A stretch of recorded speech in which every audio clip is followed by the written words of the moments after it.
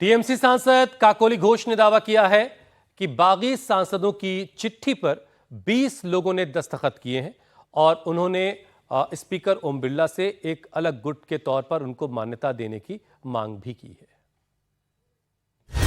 Delhi to Kolkata, बगावत के भंवर में फंसी ममता।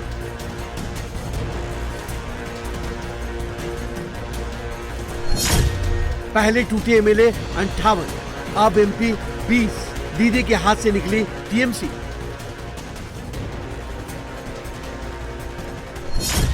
तृण तृण तृणमूल छिण भिन ममता, टीएमसी को क्यों छोड़ रहे नेता। टीएमसी सांसद शताब्दी रॉय के दिल्ली आवास पर हलचल और सीएम शुभेंदु के साथ टीएमसी के बागी सांसदों की मीटिंग के बाद टीएमसी के सांसदों की बगावत की बात खुलकर सामने आ चुकी है। टीएमसी सांसद काकोली घोष ने दावा कर दिया है कि पार्टी के 20 सांसदों ने एनडीए को सपोर्ट करने का फैसला किया है। सांसदों के सिग्नेचर वाली चिट्ठी तैयार है। टीएमसी के ये सांसद जल्दी ही स्पीकर से मुलाकात कर उन्हें अपने फैसले की जानकारी देंगे। We are 20 MPs who have requested Honorable Speaker for separate seating, and we will be working in conjunction of the central and state government for development of West Bengal, and we are against the lawlessness, misgovernance and unemployment in the state of West Bengal over the past few years. Law and order was not optimum. The pressure was too much on the government officers to work according to whims and fancies of certain leadership, which is not congenial working atmosphere for development of a state. And now the people's verdict have proven what I am trying to tell you. So we want to work for the development of the state and for national interest and safety security of the nation. That is why we want to work separately. Kolkata में विधायकों की बगावत के बाद दिल्ली में TMC सांसदों की बगावत ऐसे वक्त पर हुई है जब टीएमसी के दोनों टॉप लीडर ममता बनर्जी और अभिषेक बनर्जी दिल्ली में मौजूद थे। ममता की पार्टी के लोकसभा में 28 सांसद हैं। पार्टी से अलग होने के लिए 2/3 यानी 19 सांसदों का एक साथ आना जरूरी है, लेकिन पार्टी के खिलाफ जाने वाले सांसदों के गुट ने 20 सांसदों का दावा किया है। पहले तो तृणमूल कांग्रेस के नेता एमपीज की बगावत को हवाई बता रहे थे, लेकिन सोमवार को टीएमसी के कुछ सांसदों ने जब शुभेंदु अधिकारी की मौजूदगी में केंद्रीय मंत्री भूपेंद्र यादव से मुलाकात की तो बगावत की बात कंफर्म हो गई। इस मीटिंग में तृणमूल कांग्रेस की चीफ व्हिप काकोली घोष दस्तीदार, प्रसून बैनर्जी, शताब्दी रॉय, असित कुमार, बापी हल्दर, जून मालिया, जगदीश बसुनिया, कालीपद सोरेन, अरूप चक्रवर्ती, पार्थ भौमिक और शर्मिला सरकार मौजूद रहे। काकोली घोष इस गुट की लीडर है। काकोली 20 सांसदों के अपने साथ होने का दावा कर रही हैं, तो टीएमसी सांसद कीर्ति आजाद अब भी उनके दावों पर सवाल उठा रहे हैं। तो इनको बताना चाहिए ना कि वो 20 एमपी कौन से हैं, उनके सिग्नेचर कौन से 20 लोग हैं जो अलग हो गए हैं। लिस्ट तो ये देंगे ना ऑफिशियली। अब कहने के लिए तो मैं उड़ा दूं हवा के 22 एमपी मेरे साथ हैं, तो मुझे बताना तो पड़ेगा ना 22 कौन है। कोई भी कुछ कह सकता है, 28 में 22 मेरे पास है, 23 मेरे पास है, मैं बोल दूं तो। इतना मुझे मालूम है कि 12 लोग गए थे मिलने, उसके बाद 2-3 लोग और गए हैं शुभेंदु अधिकारी के छोटे भाई के साथ। 12 लोग वहाँ पे भूपेंद्र यादव के यहाँ मिले थे। तो ये तो मालूम है कि ये सब बीजेपी कर रही है। वहाँ पे शुभेंदु अधिकारी भी आए हुए थे, पहले से बैठे हुए थे, और 12 एमपी गए हैं शुरू में। चिट्ठी में 20 लोगों ने हस्ताक्षर किया है। 20 लोगों साथ थे, जो कह रहे हैं वो वहाँ नहीं थे, इसलिए जो फजूल की बातें को मैं जवाब नहीं दूंगी। काकोली घोष ने यह भी कहा कि उन्होंने जो फैसला लिया है उससे वो पीछे नहीं हटेंगी, चाहे इसके लिए उन्हें जो भी करना पड़े। मैं 84 से ममता बनर्जी के साथ हूँ और 96 से लेकर 2001 तक 2005 में काउंसिलर इलेक्शन में मुझे लड़ाया, मैं लड़ गई। और किसके खिलाफ लड़ी? वहां तब बामफ्रंट थे, कहीं चीफ मिनिस्टर के खिलाफ, कहीं चीफ व्हिप के खिलाफ, कहीं मेयर के खिलाफ। मैं तो लड़ते लड़ते यहाँ आई हूँ। मेरे, आप जानते कि नहीं है मुझे पता नहीं, मेरे मामा जी, खुद का मामा, ये 5 दफे का सांसद थे, 5 या 7 दफे राज्यसभा लोकसभा मिलाकर कम्युनिस्ट लीडर थे। और मेरे जेठ जी पश्चिम बंगाल में मंत्री रह चुके। मेरा दादाजी फ्रीडम फाइटर थे, स्वतंत्रता सेनानी। मेरा पिताजी भी लड़ते लड़ते मरे। मैं उस फैमिली से हूँ। मेरा सर कटेगा लेकिन झुकेगा नहीं। मैं बहुत सह लिया। ऐसा जो विश्वासघात बोलता है उनको ये याद रखना चाहिए कि मैं 2011 में ममता बनर्जी मुख्यमंत्री बनने का बाद यहाँ नहीं आई। मैं 40 साल से यहाँ लड़ रही हूँ। टीएमसी सांसदों की बगावत के बीच ममता की सांसद महुआ मोइत्रा ने सोशल मीडिया पर यूसुफ पठान को लेकर विवादित पोस्ट किया और कहा कि वो भी बीजेपी के संपर्क में है। लोकसभा के 20 सांसदों की बगावत के बाद राज्यसभा से भी ममता बनर्जी के लिए बुरी खबर है।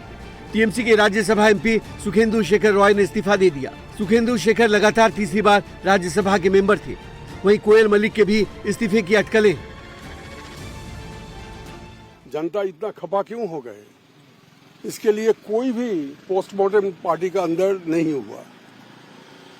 पिछले 15 साल जब सत्ता में जो लोग थे, कोई मंत्री, कोई पंचायत के लीडर, कोई काउंसिलर, कोई मेयर वगैरह वगैरह, तो ये लोग के आसपास जाना मुश्किल था।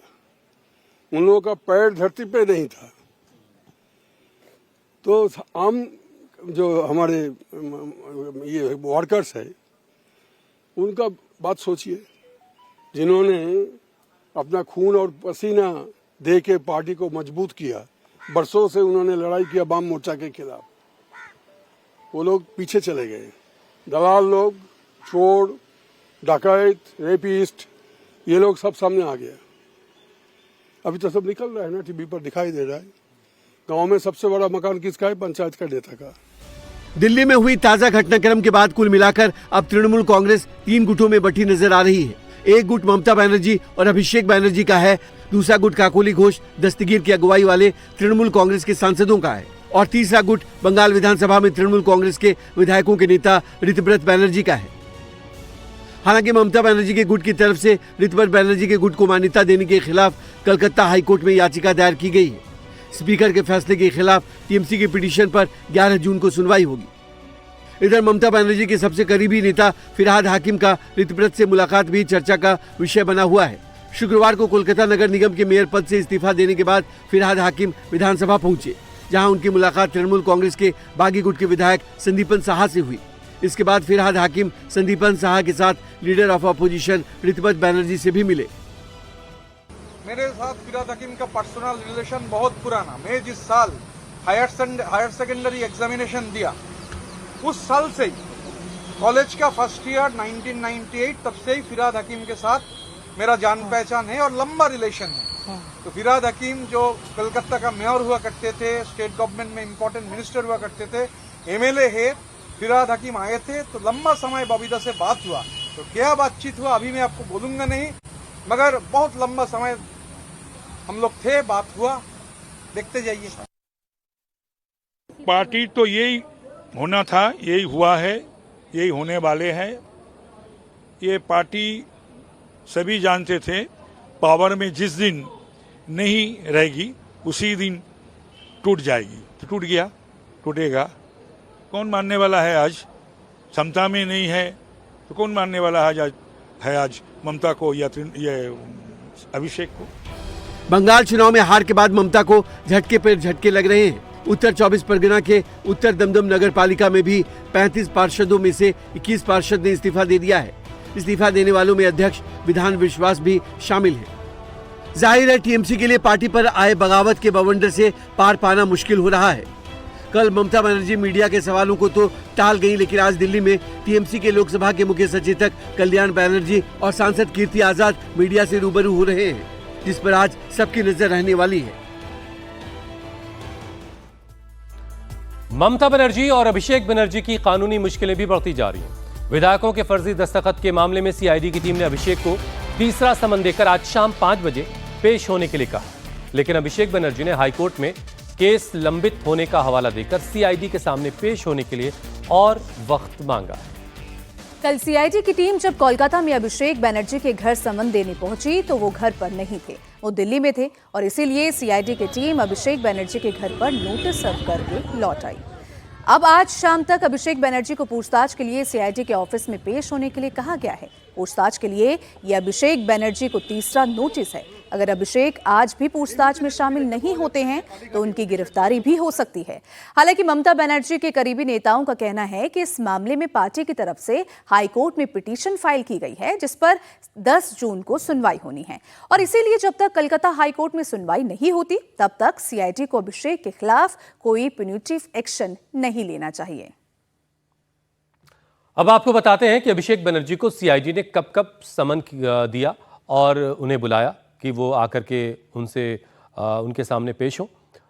1 जून को पहला समन दिया गया जिस दिन चोट लगी थी और चोटिल होने की वजह से वो नहीं पहुंचे जिस दिन उन पर हमला हुआ था। फिर 8 जून को दूसरा समन उनको दिया गया और वो दिल्ली आ गए थे और उसके इस बीच हाईकोर्ट में एक याचिका भी लगा दी गई थी और एक तीसरा समन 9 जून को दिया गया और आज शाम को पेश होने के लिए उन्हें कहा गया है। सीआईडी अभिषेक बनर्जी को 3 बार समन दे चुकी है। तीसरे समन में आज शाम 5 बजे उन्हें सीआईडी के दफ्तर में पेश होने को कहा गया है। आपको बताते हैं कि जिस मामले में सीआईडी अभिषेक को समन पर समन भेज रही है वो आखिर फर्जी हस्ताक्षर मामला है क्या? नेता विपक्ष की नियुक्ति को लेकर के सारा मामला था। शोभनदेव चटर्जी को ममता बनर्जी जो है वो एलओपी बनाना चाहती थी। नियुक्ति के दौरान जो एमएलएज के दस्तखत होने थे उसमें सारे दस्तखत असली नहीं थे। अभिषेक ने 6 मई को विधायक दल की बैठक का दावा किया। बैठक में नेता विपक्ष और दूसरे पदों की नियुक्ति का दावा था। 6 मई की बैठक में 80 से 70 विधायकों के मौजूद होने का दावा अभिषेक बनर्जी ने किया। अटेंडेंस रजिस्टर में कई एमएलएज के कैपिटल लेटर में साइन थे। थाने में केस दर्ज होने के बाद यह मामला सीआईडी को सौंप दिया गया क्योंकि कई एमएलएज ने दावा किया कि उन्होंने उस लेटर पर साइन ही नहीं किया था। मतलब ये कि उस लेटर पर फर्जी दस्तखत किए गए थे। वही अभिषेक को सीआईडी के समन पर समन मिल रहे हैं तो इधर उनके करीबी और डायमंड हार्बर मॉडल के पोस्टर बॉय रहे जहांगीर खान पर पुलिस का शिकंजा कस गया है। एसटीएफ ने कल जहांगीर खान को नेपाल बॉर्डर से अरेस्ट किया है, जिसके बाद उसे कोलकाता लाया गया। अब आज डायमंड हार्बर के कोर्ट में उसे पेश किया जाएगा। कल जहांगीर खान ने अपने एक साथी को फोन किया, उसका फोन सर्विलांस पर था और जिसकी वजह से पुलिस को उसकी लोकेशन भी मिल गई और वो लोकेशन नेपाल बॉर्डर के पास मिली और कुछ ही घंटों में जहांगीर खान पुलिस के शिकंजे में था। जहांगीर खान के खिलाफ जबरन वसूली, धमकी देने और राजनीतिक हिंसा के साथ 7 क्रिमिनल केसेस दर्ज हैं।